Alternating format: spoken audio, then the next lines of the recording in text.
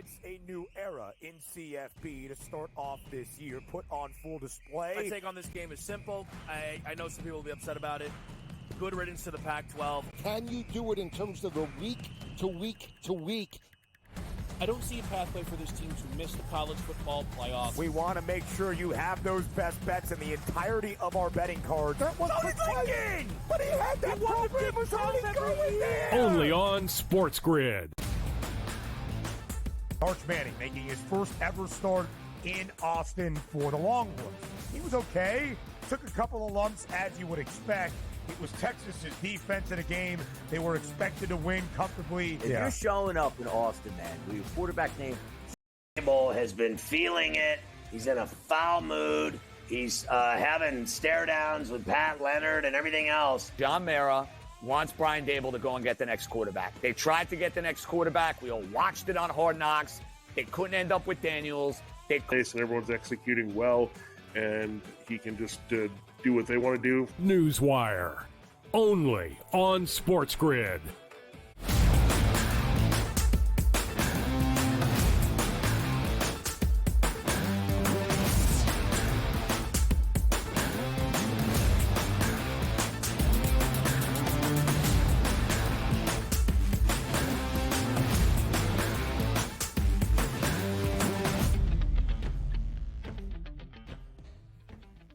Hello and welcome to a Tuesday live right here on the early line on SportsGrid and all across the SportsGrid network. That includes sportsgrid.com/watch, where you can find your favorite destination to consume everything all across the grid. He is Joe Ranieri. I am Ben Stevens. We are here together for the next 3 hours up until 11 a.m. Eastern time. A Tuesday morning, Joe, to look back on the final parts of week number 3 of the National Football League regular season. A doubleheader to end out week 3 on a Monday night where seasons have already come to a close. If 24 years of trends have meant anything to us around the National Football League, and those seasons already coming to an end, rather surprisingly so. History made last night for a rookie quarterback, and plenty to get to here over these next 3 hours. We'll provide the daily and weekly updates that you need for a new week on the horizon in the National Football League. Some conference realignment news in collegiate athletics already midway through this CFB season. We're back in action in the WNBA playoffs. And Joe, everybody around Major League Baseball begins their final week of the MLB regular season today. The second to last series for everybody as of this Tuesday will officially be underway. Yeah, it's kind of crazy. I mean, a lot of takeaways from week 3 in the NFL last night. You know what, man? Call me crazy. I'm all for the Sunday on Monday night feel where not one but 2 games going on at this day. I was a little on the fence about it. But even though one of that game was a blowout, I'm all for the double shot on a Monday night. I didn't hate it last night. Listen, Ranieri, I think some people going in were like, this is too much. Why am I watching 2 games in 2 different places? I don't love it. But if you have multi-view, I think by the time the day was done, you were rather happy with that doubleheader, the trifecta on a Monday night to end out week number 3. It had stake last night in both of these games, Joe, were 2 teams entering winless, 0-2. The Bengals being one, the Jags the other. And you cannot start 0-3 if you want to be a playoff team in the National Football League, and certainly not if your preseason aspirations and expectations were a Super Bowl championship. That's why I said seasons came to a close last night, as the Bengals and Jags are both winless after 3 weeks, 0-3. Let's start in Cincinnati. For the second time in 3 weeks this season, Joe, the Bengals booked as more than a touchdown favorite at home, lose outright. The Commanders go into Cincy, and behind a masterful and historic performance out of the rookie signal caller for the Commanders, that's Jaden Daniels, Washington pulls off the outright upset, 38-33, winning outright as a 7.5-point underdog in what turned out to be, Joe, a historic NFL game from many different components. Yeah, and boy, it's might be time to start panicking in Cincinnati if I was Zach Taylor and company there. But no doubt, unbelievable job by Washington last night. And it's not a fluke. I mean, I think this is 2 straight games where they have not punted outside of kneel downs, and they have scored on most every drive. So Kingsbury and company, they got it rolling there. This is a much different team than some people thought. And not all 0-3 teams apparently, Ben, are created equal, because we saw 2 last night, and they could not have been more different.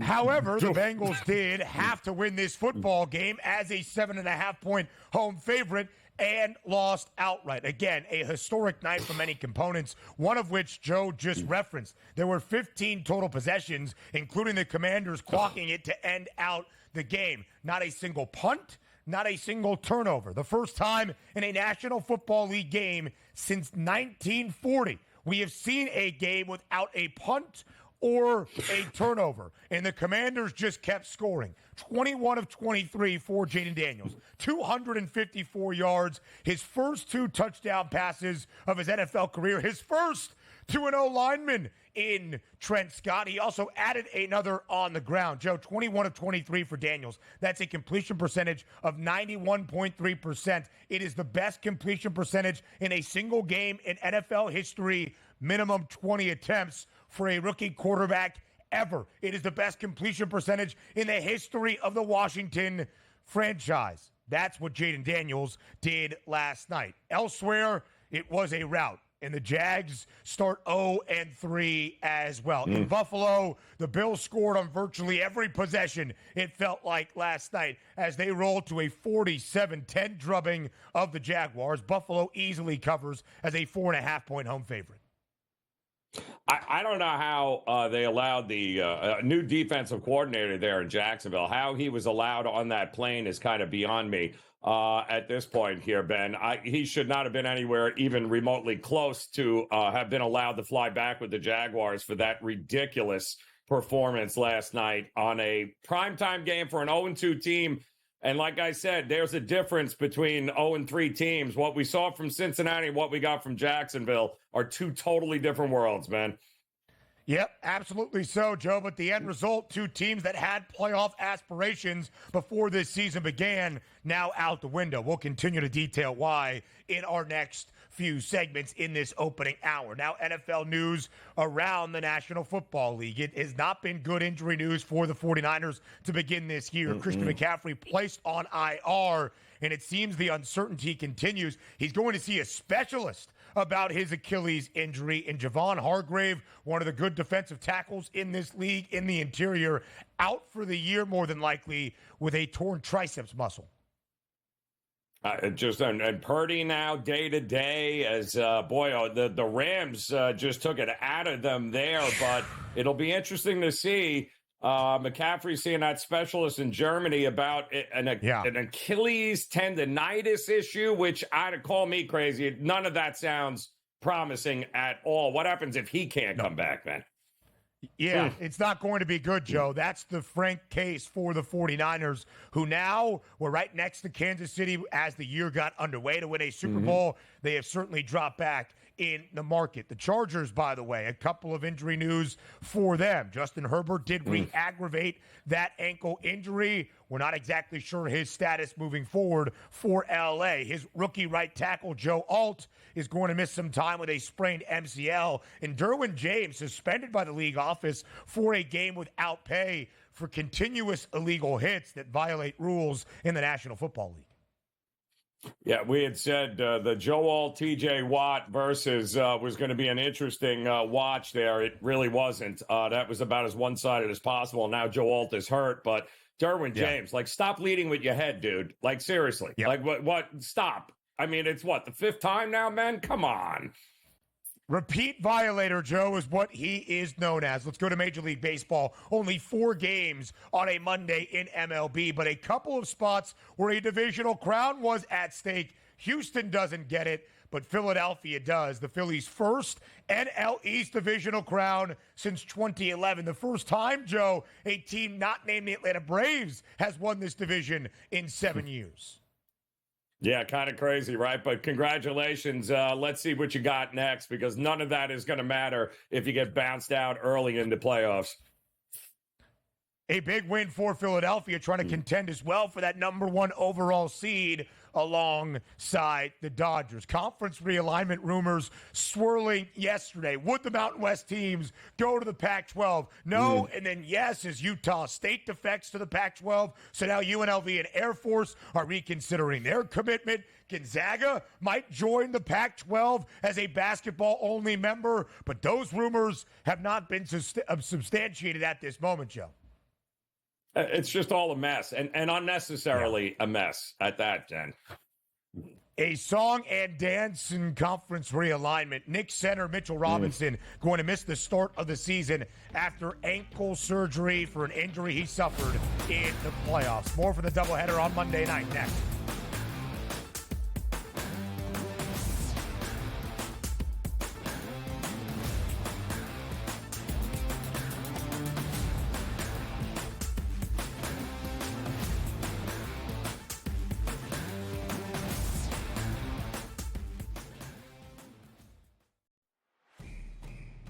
It's a new era in CFP to start off this year, put on full display. My take on this game is simple. I know some people will be upset about it. Good riddance to the Pac-12. Can you do it in terms of the week to week to week? I don't see a pathway for this team to miss the college football playoffs. We want to make sure you have those best bets in the entirety of our betting cards. That was thinking, but he had that program was already going there. Only on SportsGrid. Crew has already clinched the National League Central. They're 2 games behind LA, that being the Dodgers, trying to maybe get the 2nd seed in the National League standings for October. Both of these teams have a chance to score some runs against these pitching matchups, so maybe another over, even though we do have a playoff atmosphere. And yes, Milwaukee did clinch, but there's still an eye on the prize of we might be able to chase down the Dodgers and also the Phillies to get one of those buys. The early line. Only on SportsGrid. Brian Dable has been feeling it. He's in a foul mood. He's having stare downs with Pat Leonard and everything else. John Mara wants Brian Dable to go and get the next quarterback. They tried to get the next quarterback. We all watched it on Hard Knocks. They couldn't end up with Daniels. They couldn't end up with May. So they said, okay, we'll run it back a year. We'll go get Neighbors, and we'll tolerate. Pharrell Coast to Coast. Only on SportsGrid. This would have been a bet that I would have lost big on in terms of betting on Trevor Lawrence thus far. Because, Vinny, I thought he was an absolute rock-solid, can't-miss first overall pick. They're underachieving a bit. I mean, I don't think this is the best adjustment team with Doug Peterson. He's not the best adjuster. If everything's kind of falling into place and everyone's executing well and he can just do what they want to do. Newswire. Only on SportsGrid.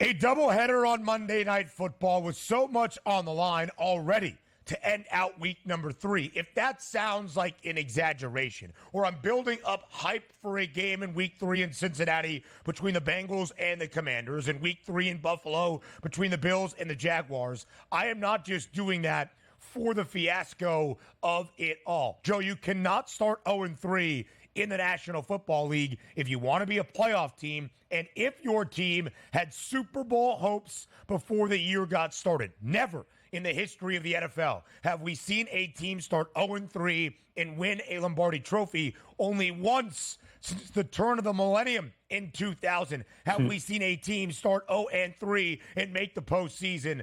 That was the 2018 Houston Texans. So when I say that the Bengals season is done, I mean it, at least by the relative expectation. For the second time in only 3 weeks, in each of their 2 home games so far this year in Cincinnati, the Bengals failed to cover as a 7.5-point home favorite. They failed to even win outright as Washington, behind a historic night from Jaden Daniels, goes on the road and wins 38-33 in an offensive affair in Cincinnati. Again, Washington winning outright as a 7.5-point underdog on the road. Yeah, and kudos to Dan Quinn, the new head coach here for the Commanders. There were the perception of him as being somebody that's a very won't take a ton of chances, very conservative, and yet we watched him send a rookie quarterback out there in bold spots with fourth down, not once, not twice, but 3 times. To go for not 4th and inches, but we're talking about 4th and 2, 4th and 3, especially in the fourth quarter, and allowed him to keep it going, and his rookie quarterback paid him off. I mean, if you would have told me 436 yards by Joe Burrow and Chase and Higgins and that offense, I'd have said, wow, they really did blow him out. But no, this Cincinnati Bengals defense might be the worst we have seen in a very, very long time.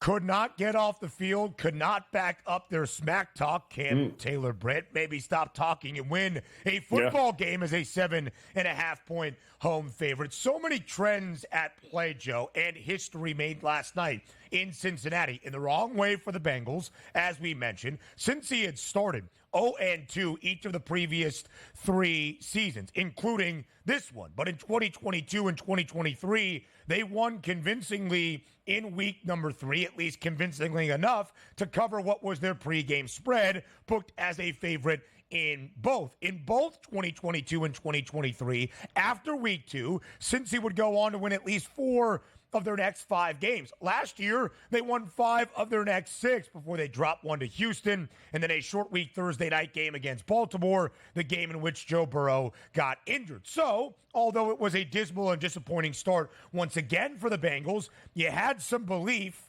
in Cincy last night, entering as a 7.5-point favorite. Yet again, they lose outright at home, laying more than a touchdown. And yet again, Joe, it's the year of the underdog through 3 weeks in the National Football League. Washington becomes the 16th team this season to be booked as a 5.5-point underdog or greater. In those 16 instances, the 5.5-point underdog or more is now 14-2 against the spread, winning outright in 10 of those 16 games. It's unheard of how great underdogs have been this year. We saw it on display in Cincy once more. Yeah, and for those that might have participated in some sort of survivor pool, Ben, they got smoked again last night with Cincinnati. A lot of folks back in that on, so it just goes to show you never in the history that I can ever remember. And yeah, listen, dogs are going to have their day, but this early in the season, 3 weeks in a row in which this many clear favorites, and not bad numbers, Ben, but clear favorites here, just outright upset is kind of, we're in uncharted territory here heading into week 4.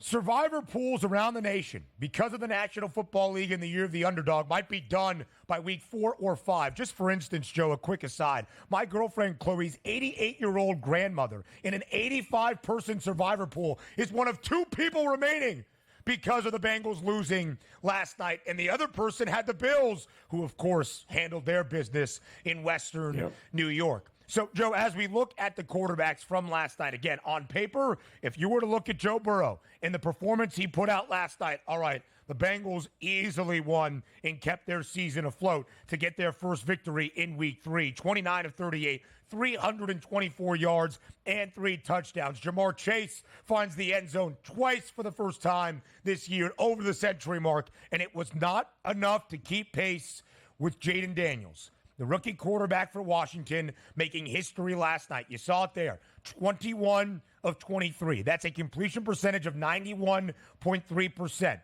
In any rookie quarterback game in the history of the National Football League, that is now the best completion percentage with a minimum of 20 attempts. Joe, he has thrown the ball 76 times in total this year. He has missed 15 times. He has not turned the ball over through the air. He threw his first 2 touchdown passes of his NFL career last night, he has been sensational in the way that we anointed Caleb Williams as the Offensive Rookie of the Year favorite entering the year, and all the expectations placed on the Bears to be a winning football team, to maybe contend for an NFC playoff spot. All of those expectations now firmly outside the nation's capital with Jaden Daniels and the Commanders. Well, to be fair to Caleb Williams and the Bears, they did win the preseason Super Bowl. There's always that they can hang their hat on. But coaching matters, Ben. That's all I'm going to say, people. Coaching matters. One of those quarterbacks has a solid coaching staff behind him. The other, good luck. It might bury him before his career even starts. And we saw it last night, Joe. Jaden Daniels, 3 total touchdowns, adding in his 3rd rushing score already in his 3 games in the National Football League. Terry McLaurin has the biggest smile on his face because he has a quarterback that can throw him the football consistently. He had 100 yards and a couple of beautiful deep balls out of the right arm of Jaden Daniels. The 91.3% completion percentage, also not just the best for a rookie quarterback ever, but in the history of the Washington franchise. We'll talk about these two teams moving forward next.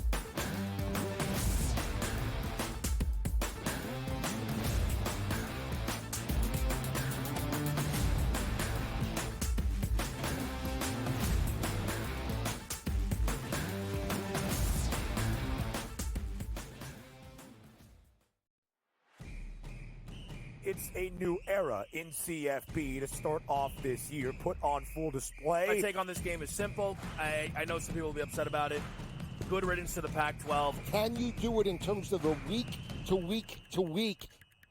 I don't see a pathway for this team to miss the college football playoffs. We want to make sure you have those best bets in the entirety of our betting cards. That was thinking! But he had that program was already going there! Only on SportsGrid. Crew has already clinched the National League Central. They're 2 games behind L.A., that being the Dodgers, trying to maybe get the 2nd seed in the National League standings for October. Both of these teams have a chance to score some runs against these pitching matchups, so maybe another over, even though we do have a playoff atmosphere. And yes, Milwaukee did clinch, but there's still an eye on the prize of we might be able to chase down the Dodgers and also the Phillies to get one of those buys. The early line. Only on SportsGrid. Brian Dable has been feeling it. He's in a foul mood. He's having stare downs with Pat Leonard and everything else. John Mara wants Brian Dable to go and get the next quarterback. They tried to get the next quarterback. We all watched it on Hard Knocks. They couldn't end up with Daniels. They couldn't end up with May. So they said, okay, we'll run it back a year. We'll go get neighbors, and we'll tolerate. Pharrell Coast to Coast. Only on SportsGrid. This would have been a bet that I would have lost big on in terms of betting on Trevor Lawrence thus far. Because, Vinny, I thought he was an absolute rock-solid, can't-miss first overall pick. They're underachieving a bit. I mean, I don't think this is the best adjustment team with Doug Peterson. He's not the best adjuster. If everything's kind of falling into place and everyone's executing well and he can just do what they want to do. Newswire. Only on SportsGrid.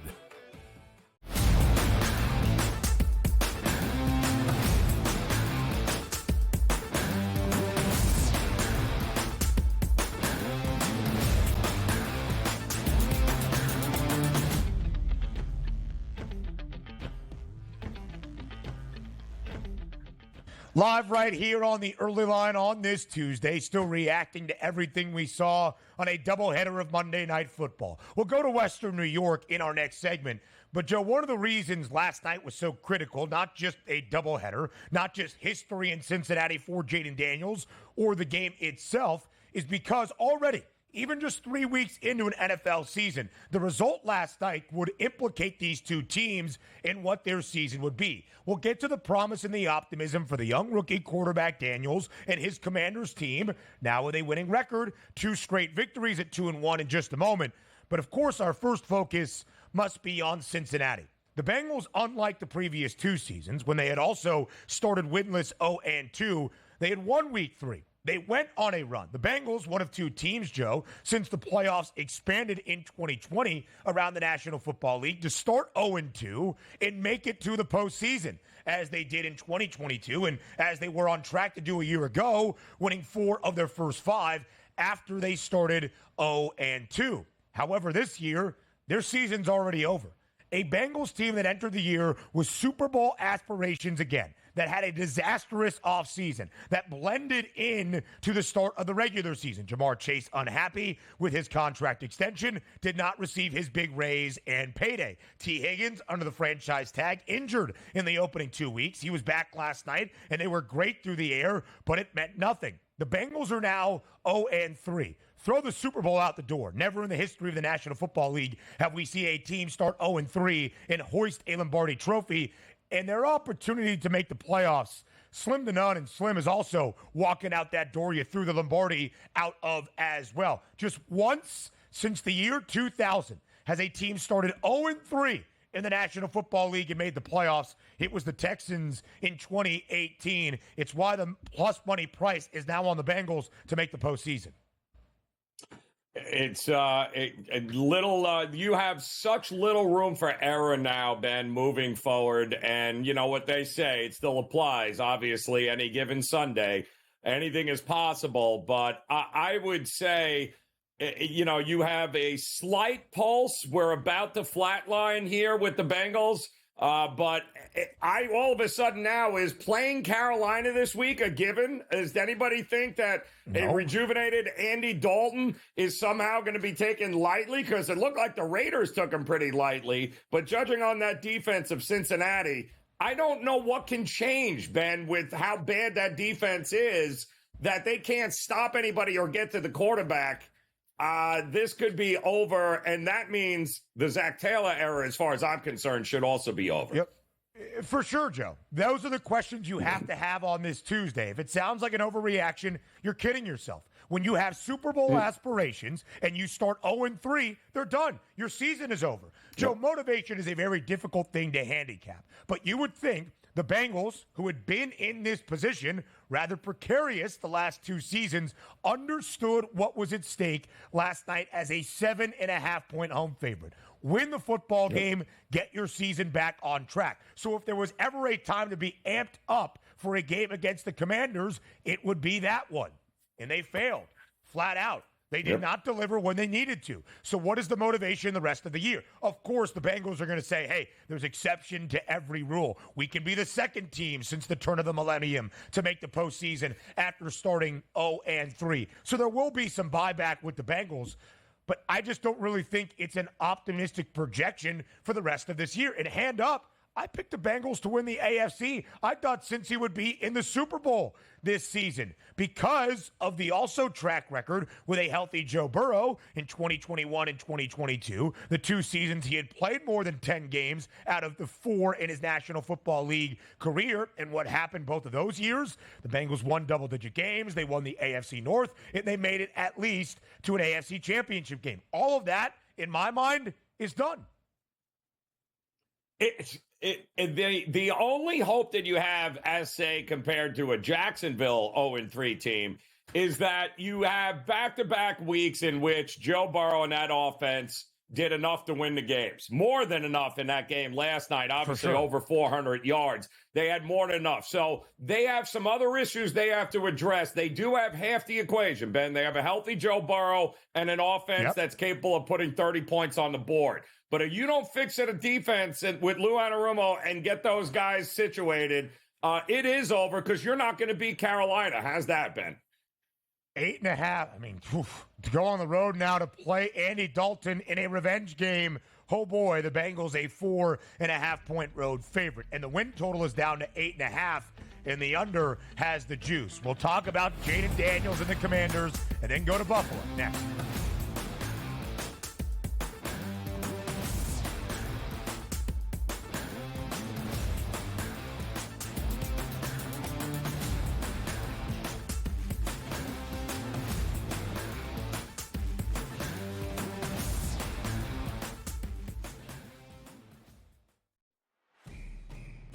It's a new era in CFP to start off this year, put on full display. My take on this game is simple. I know some people will be upset about it. Good riddance to the Pac-12. Can you do it in terms of a week-to-week-to-week I don't see a pathway for this team to miss the college football playoff. We want to make sure you have those best bets in the entirety of our betting cards. That was thinking! But he had that program was already going there! Only on SportsGrid. Crew has already clinched the National League Central. They're 2 games behind LA, that being the Dodgers, trying to maybe get the 2nd seed in the National League standings for October. Both of these teams have a chance to score some runs against these pitching matchups, so maybe another over, even though we do have a playoff atmosphere. And yes, Milwaukee did clinch, but there's still an eye on the prize of we might be able to chase down the Dodgers and also the Phillies to get one of those buys. The early line. Only on SportsGrid. Brian Dable has been feeling it. He's in a foul mood. He's having stare downs with Pat Leonard and everything else. John Mara wants Brian Dable to go and get the next quarterback. They tried to get the next quarterback. We all watched it on Hard Knocks.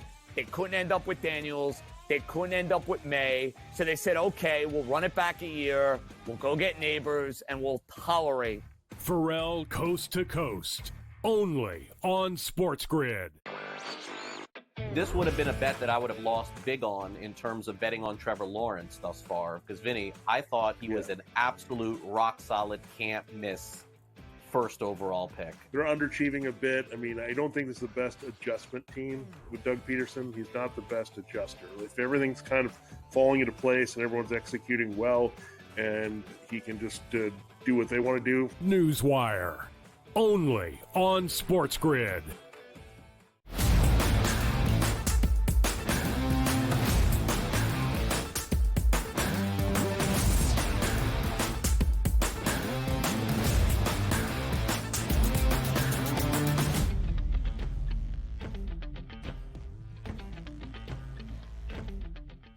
I promise we know there's a Monday night doubleheader, but we continue just slightly with the game and the outcome in Cincinnati, in what it all means after. We talked about the Bengals, how dismal their outlook is now with preseason expectations of Super Bowl contention with a healthy Joe Burrow once again. How about Jaden Daniels, though, Joe, in the Washington Commanders? We'll talk Offensive Rookie of the Year odds in just a bit, but Jaden Daniels has been sensational. 15 incompletions. That's it. The entirety of this year, where we have already seen Caleb Williams and Bo Nix each combine to throw 8 interceptions in their first 6 games of their NFL careers. Jaden Daniels has not turned the football over, and last night he finally threw a touchdown pass. First to the O-lineman, Trent Scott, who then celebrated as the Qs do with a dance in the end zone, and then a beautiful deep ball down the right sideline to put the game away for Washington to Terry McLaurin. We talked about the history, 91.3% completion percentage for Jaden Daniels, the best ever for a rookie quarterback in the NFL game in league history with a minimum of 20 attempts. Joe, how do you view Washington now as compared to maybe how you did entering the season? Well, you know what else Daniels is doing here? He's masking the fact that the Commanders' defense got lit up again for 400 yards plus of offense. Yeah, that too. So as much as this is great, nobody's going to be talking about the fact that they can't stop a nosebleed. But kudos to him for doing the right things. And certainly as a rookie, he does look like the real deal, Ben. I have said it from the draft. I've been saying it leading up to the season that when it's all said and done, we're going to look back in that draft and say the prize selection is going to be Jaden Daniels. It is not going to be Caleb Williams in Chicago. And that looks to be spot on at this point, Ben, through 3 weeks. Caleb Williams and that coaching staff, they're in trouble. This team, offensively, they've got the right pieces in place to be very, very dangerous, but they, too, got to figure some things out defensively. Situation is always vital, but it seemed like being with Dan Quinn, a guy with a ton of NFL head coaching and just coaching experience, with Cliff Kingsbury designing the offense, was a good situation for Jaden Daniels. There was still some hope in the retention of Matt Eberflus in the Windy City with a new OC and Shane Waldron. They would figure it out. They seem lost and out to pasture after the first 3 weeks. And Caleb Williams, who entered the year as a plus 140 favorite to win Offensive Rookie of the Year, is now no longer the favorite. It's Jaden Daniels at plus 175. So a couple of things, again, at stake from a trend perspective. The Bengals, now one of 3 teams to be 0-3 after week 3. And the Commanders, one of 14 teams to cover as a 5.5-point underdog or greater. They were getting 7.5 last night. One of 10 teams to win outright already as a 5.5-point underdog in the first 3 weeks of this NFL season. So now we go to Western New York, where the line closed not at 5.5, as it was earlier in the day in favor of the Bills, but at 4.5 in favor of Buffalo. So, Joe, you know why, to me, Jacksonville lost? Not because their offense is putrid, not because we have questions about the future of Trevor Lawrence and head coach Doug Peterson, not because their defense looks like a disaster as well. It's because earlier in the day they were a 5.5-point dog, but they closed only getting 4.5 in Western New York, and Buffalo took advantage, scoring a touchdown on all 5 of their first half possessions. Josh Allen looks like an MVP frontrunner and contender, throwing for 4 touchdowns last night. And Buffalo absolutely rolls 47-10 over the Jags on Monday Night Football. Yeah, I did not understand the line movement in this one, and far too many people on a Monday night making decisions, betting decisions based upon trends and not the eyeball test, because anybody that has been watching Jacksonville through the first couple of weeks, what you got last night is exactly what you got the first 2 weeks. You know, sometimes, Ben, you just got to say, this team is not any good. They're not any good defensively. They're not even remotely close to being on the same page offensively. They can't run the ball. Trevor looks like he's in one of these situations where he's a deer caught in the headlights half the time. So none of this looked good heading into this game, but somehow, because you were 0-2, you were supposed to go to Orchard Park on a Monday night against a Bills team that had extra rest because they hadn't played since last Thursday. But somehow or another, they were worthy of a bet because they were 0-2. I did not understand it. The better team won, and the better team won easily, never in doubt. So sometimes if it walks like a duck and talks like a duck, Ben, it's a damn duck. Don't try to make it out to be anything else. I thought that duck might have been a swan last night, Ranieri, looking at what the Jags had done the previous few years as well. And I was very, very wrong, of course. Again, part of the handicap, though, was Jacksonville getting 5.5 points. Now that we know that underdogs of 5.5 points or more are 14-2 ATS with 10 outright wins. When they dropped to 4.5, I should have bet the other side to middle myself. But Buffalo looks like a contender that we've expected them to be. They have been, for the most part, 4 consecutive AFC East crowns, but in the last 3 years being bounced in the division around. In the last 2, they've had home field advantage there in Orchard Park. But if they are going to continue to be a contender this year, with a reworked offense and a different defense that's a little bit injured to start, Josh Allen has to be the reason why. The Super Bowl window remains open in Buffalo if 17 is playing the way he is right now. He's got 1 turnover this year. A lost fumble week number 1. He has not thrown a pick, and he's been darn near perfect in every other category. 23 of 30 for 263 last night, Joe, and 4 touchdowns. He didn't find the end zone, but he was Buffalo's leading rusher. 6 carries for 44 yards, more than 7 yards per pop when he decided it was best to utilize the legs and take off. This is what Buffalo needs to be, and if Josh Allen plays like this and minimizes the risk, Buffalo is going to be there at the end of the road. Yeah, and ironically enough, nothing they are doing offensively should shock anybody, if we're being honest here. Josh Allen is that good. He's always been that good. And I don't care what you have around him. He is going to figure out ways. Again, it's not the wide receivers that make the quarterback. The quarterback makes the wide receivers and everybody else. And you've got one of the best in Josh Allen. The thing that is blowing me away and which ought to scare everyone else is, A, You have a healthy Von Miller again with an axe to grind, Oof. and the man is wrecking havoc on that side of the ball once again. We forget the only reason Denver is, he's got a ring, and he's got a ring because he was a big part of those Denver teams that were absolutely ridiculous on defense. They needed to be able to get after the quarterback. It's the one part of the defense that's been missing. They've got that back, and with all the injuries to Milano and Bernard and Taron Johnson in the back, didn't seem to matter much yesterday or the game before at that particular point, does it, Ben? They can get after you. That's a scary defense. They allowed 28 to Arizona. They battled their way back to win that game in their opener, 34-28. Joe, they've allowed only 10 points to the two teams from Florida, the Dolphins, and that was even before the injury to Tua Tagovailoa and Jacksonville last night. We'll talk about the Jags, their outlook, if there is one, moving forward this season. But Josh Allen is now a co-favorite to win NFL MVP. There's two guys that are less than 14-1 to win the award. It's Patrick Mahomes, who has no business being there, zero business being there at a plus 250 price, and Josh Allen. Mahomes has thrown 5 touchdowns to 4 interceptions. He should not be a co-favorite. He would tell you that himself, that he needs to be better. I get the Chiefs and the Bills are 2 of the 5 teams to be 3-0 after 3 weeks. But you should not and cannot bet Patrick Mahomes to win the NFL MVP award at that number.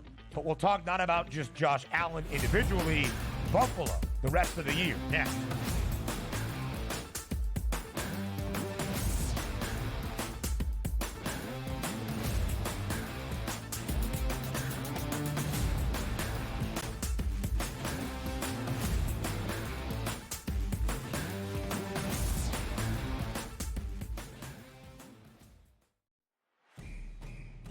It's a new era in CFB to start off this year, put on full display. My take on this game is simple. I know some people will be upset about it.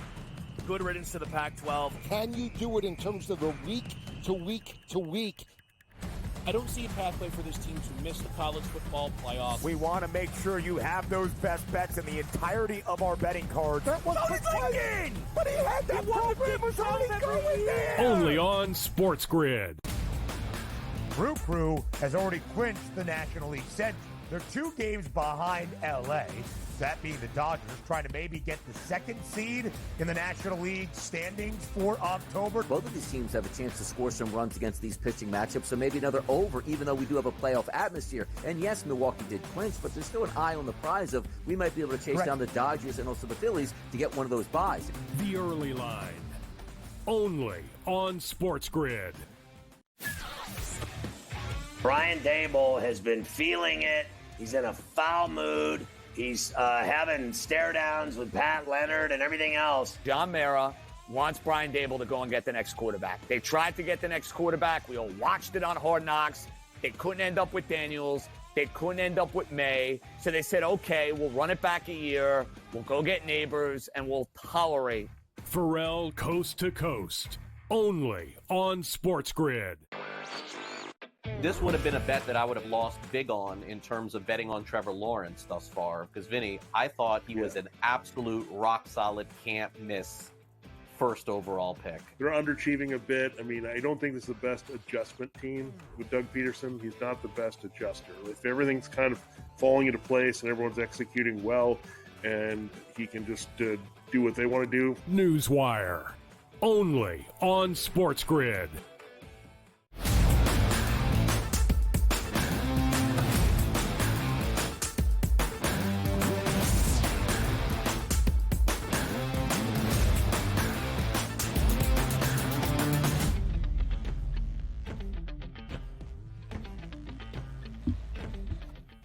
Joe, whether it was 2021 or 2022 or 2023 or even the end of 2020, the Buffalo Bills have been right alongside the Kansas City Chiefs to win an AFC championship and in terms of their Super Bowl odds. And in all 4 of the years I referenced, the Buffalo Bills were a favorite to win the AFC East, and they won the divisional crown in the AFC East. They did not enter this year as the favorites to win the division. It was the New York Jets and Aaron Rodgers. There was a thought that maybe Buffalo would regress slightly this year because Stephon Diggs and Gabe Davis and many of the names that we had come to know on the defensive side of the football were gone. So they entered the year not with the same amount of expectation, but where they stand after week 3, the expectation and the aspirations are back in Western New York. Buffalo, 1 of 5, undefeated 3-0 teams following week 3 of the year. They're minus 180 to win the AFC East. They already have a divisional win over Miami. The Dolphins, not going to be pretty good the rest of the year, at least until the quarterback room gets ironed out. The Patriots are going to be pretty bad as we expected. It's really Buffalo and New York to try to figure out who claims this division. But outside of that, Joe, plus 390 to win the AFC Championship. $1.50 behind Kansas City, one of those 4 other teams that has started 3-0. In plus 750 for the Bills, tied for the second best number alongside the 49ers, behind Kansas City to win a Lombardi trophy. The last 4 years, we have placed Super Bowl expectation on Buffalo. They have failed to reach that ceiling.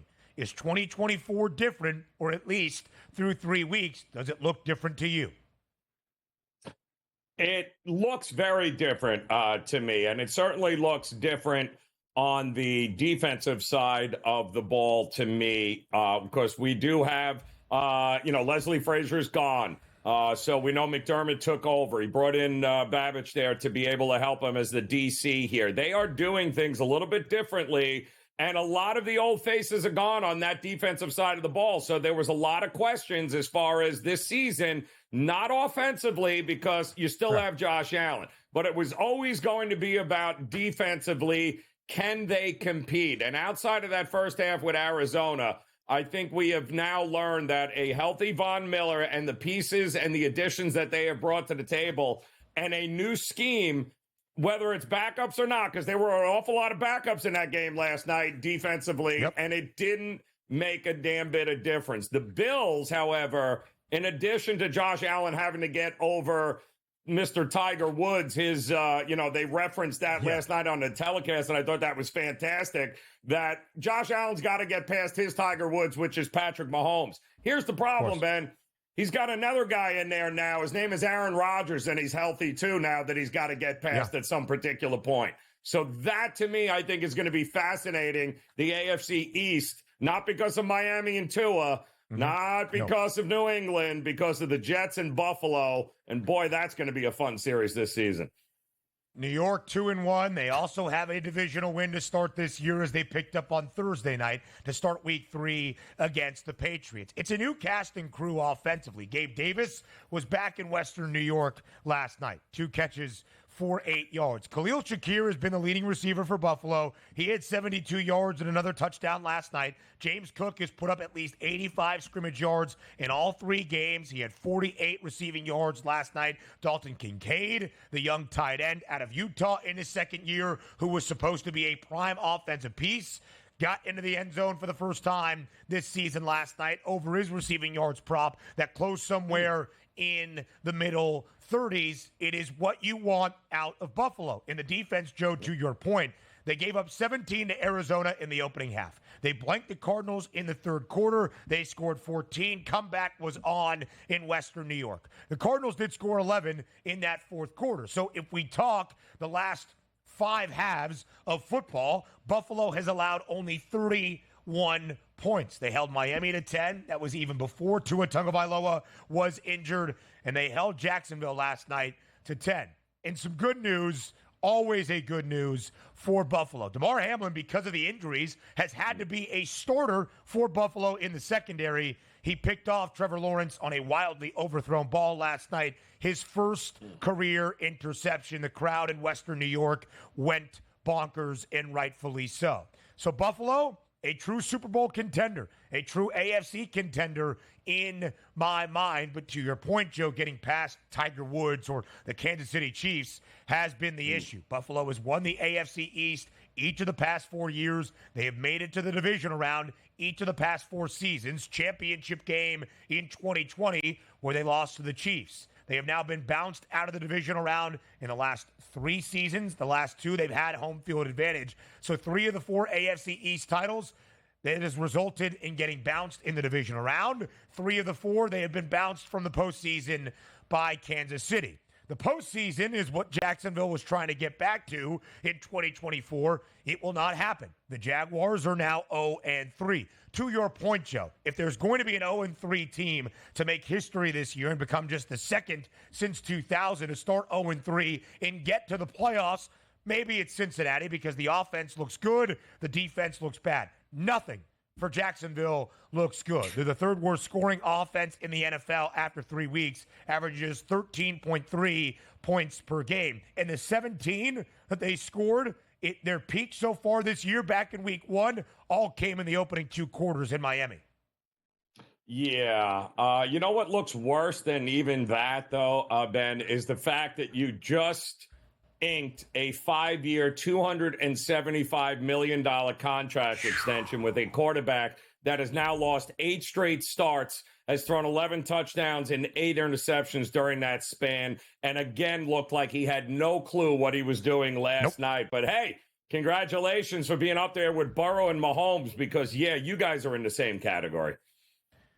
It's tough, Joe. It really is to pay somebody immediately and see this be the result, not based on injury, just based on performance. 21 of 38 for Trevor Lawrence last night, 178 yards, a touchdown, and an interception. Well under his passing yards prop of 226.5. He has not thrown for more than 220 so far this season, and the completion percentage gets worse by the week.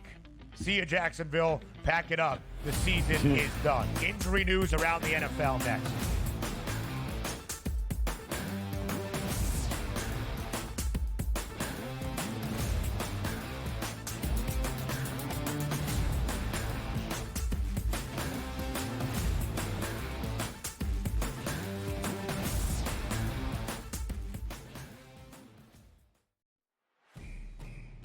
It's a new era in CFB to start off this year, put on full display. My take on this game is simple. I know some people will be upset about it. Good riddance to the Pac-12. Can you do it in terms of the week to week to week? I don't see a pathway for this team to miss the college football playoffs. We want to make sure you have those best bets in the entirety of our betting cards. That was Lincoln! But he had that program was only going there! Only on SportsGrid. Crew has already clinched the National League Central. They're 2 games behind LA, that being the Dodgers, trying to maybe get the 2nd seed in the National League standings for October. Both of these teams have a chance to score some runs against these pitching matchups, so maybe another over, even though we do have a playoff atmosphere. And yes, Milwaukee did clinch, but there's still an eye on the prize of we might be able to chase down the Dodgers and also the Phillies to get one of those buys. The early line. Only on SportsGrid. Brian Dable has been feeling it. He's in a foul mood. He's having stare downs with Pat Leonard and everything else. John Mara wants Brian Dable to go and get the next quarterback. They tried to get the next quarterback. We all watched it on Hard Knocks. They couldn't end up with Daniels. They couldn't end up with May. So they said, okay, we'll run it back a year. We'll go get neighbors, and we'll tolerate. Pharrell Coast to Coast. Only on SportsGrid. This would have been a bet that I would have lost big on in terms of betting on Trevor Lawrence thus far. Because, Vinny, I thought he was an absolute rock-solid, can't-miss first overall pick. They're underachieving a bit. I mean, I don't think this is the best adjustment team with Doug Peterson. He's not the best adjuster. If everything's kind of falling into place and everyone's executing well and he can just do what they want to do. Newswire. Only on SportsGrid.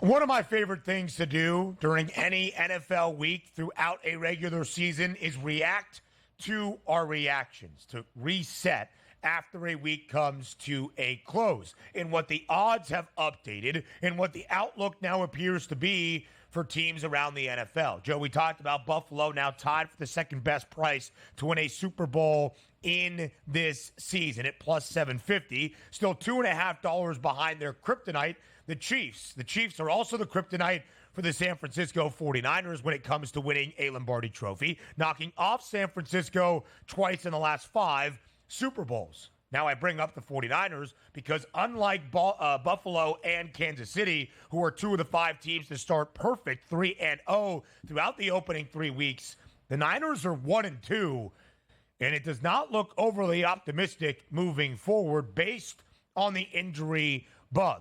Christian McCaffrey is going to visit an injury specialist to look at his Achilles tendonitis in Germany. Joe, anytime you have to go to Germany because you are seeking treatment that is not FDA approved, it's not a good thing. It doesn't mean, hey, this guy's back by week 6 at the end of his stint on the IR. It could be dismal. Now, Jordan Mason has been good, and frankly, the ground game has not been the issue for the 49ers. But when you take the reigning offensive player of the year out of your lineup, it may be the best offensive piece in the National Football League, it is never good news. And having to go to Germany to get your Achilles taken care of is also rather pessimistic, in my opinion.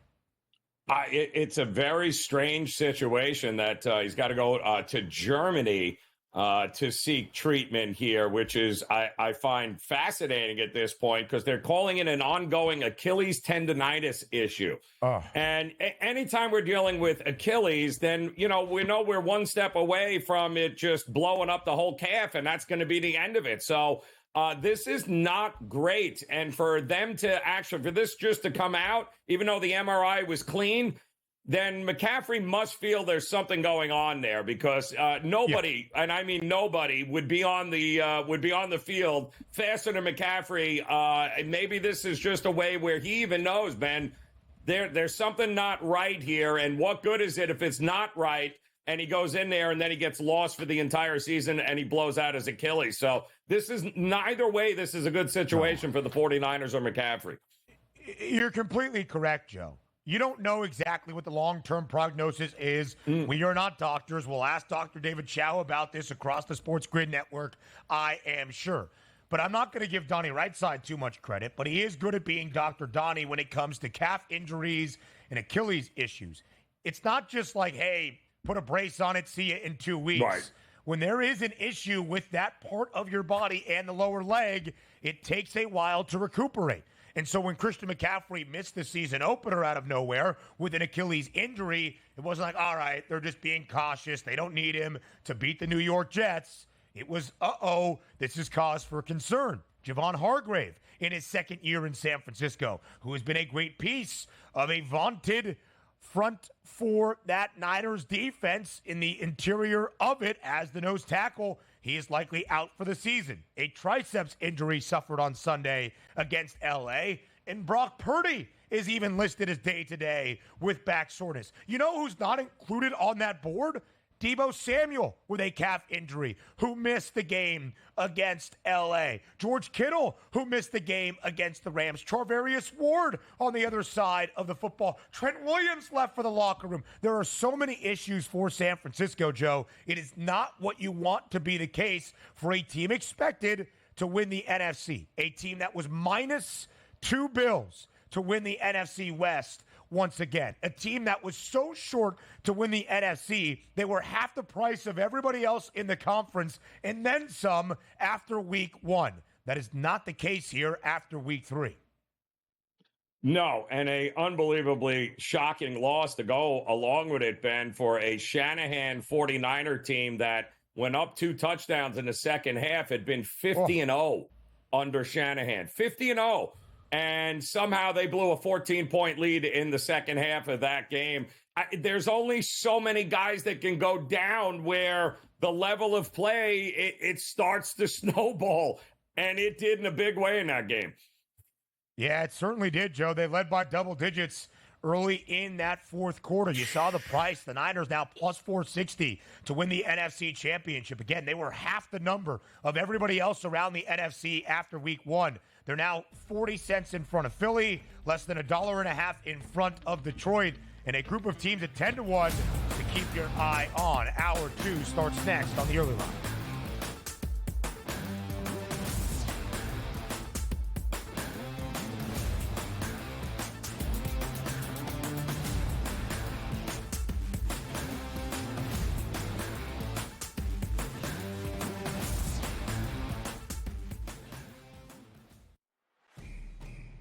It's a new era in CFB to start off this year, put on full display. My take on this game is simple. I know some people will be upset about it. Good riddance to the Pac-12. Can you do it in terms of the week to week to week